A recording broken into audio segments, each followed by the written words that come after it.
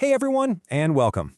Today, we're going to dive into a really powerful tool that's completely changing how companies think about feedback and growth. It's called the 360-degree performance evaluation. We're going to break down what it is, why it's such a big deal, and how you can actually make it work. So think about the last performance review you had.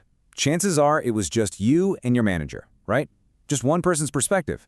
But what if I told you that one conversation is probably missing like 80% of the actual picture? We're about to look at a method that helps fill in all those crucial missing pieces.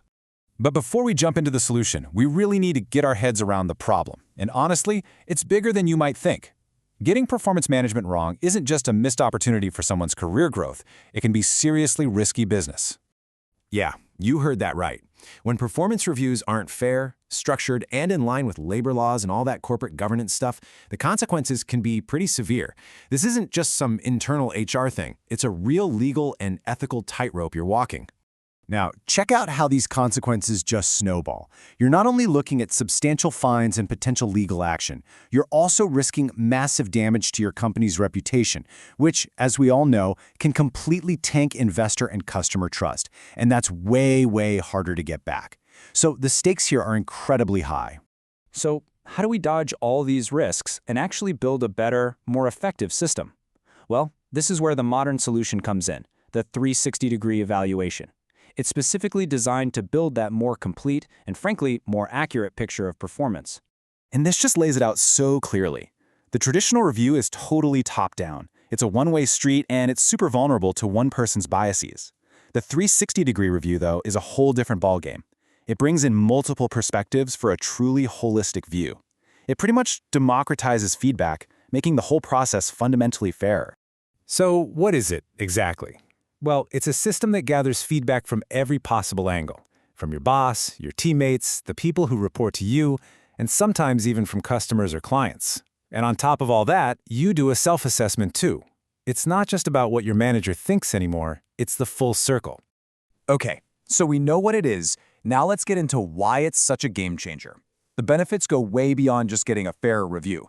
This can actually transform an entire company's culture. And the benefits are just so powerful. When employees get feedback from all these different sources, they gain this incredible self-awareness. They finally see their blind spots and their hidden strengths.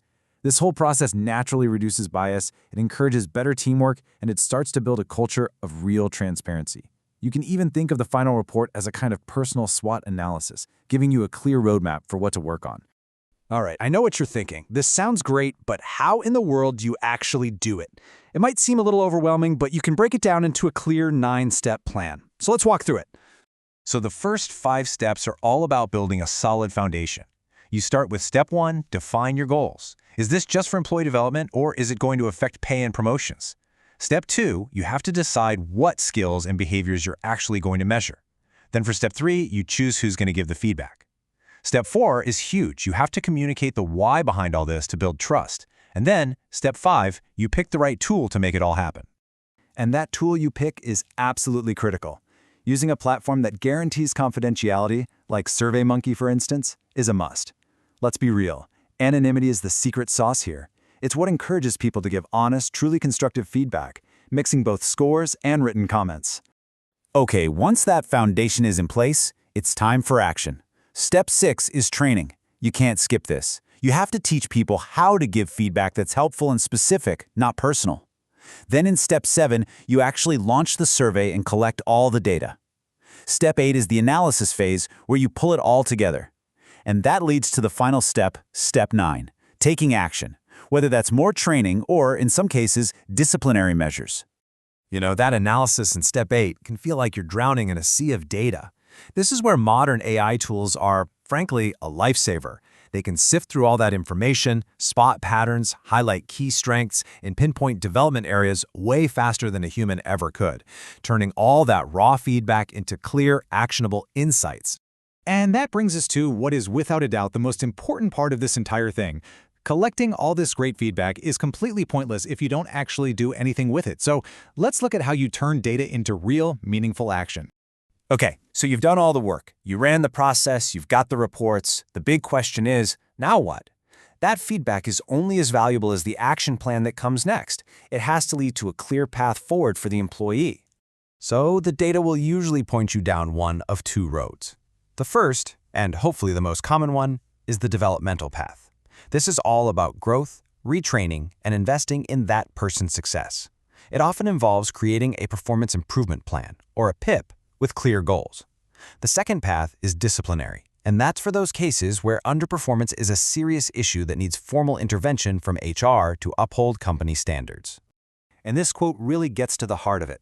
A well-run 360-degree feedback system should always lean towards development. It's not a tool designed to catch people making mistakes. It's a tool to build them up, help them grow, and invest in their future with the company. So I want to leave you with this final thought. Implementing a 360-degree system is so much more than a new HR process. It's a massive cultural shift. It requires a ton of trust, maturity, and a genuine commitment to growth from everyone. So the real question isn't just how to do it, but whether your organization is truly ready for the kind of transparency it demands.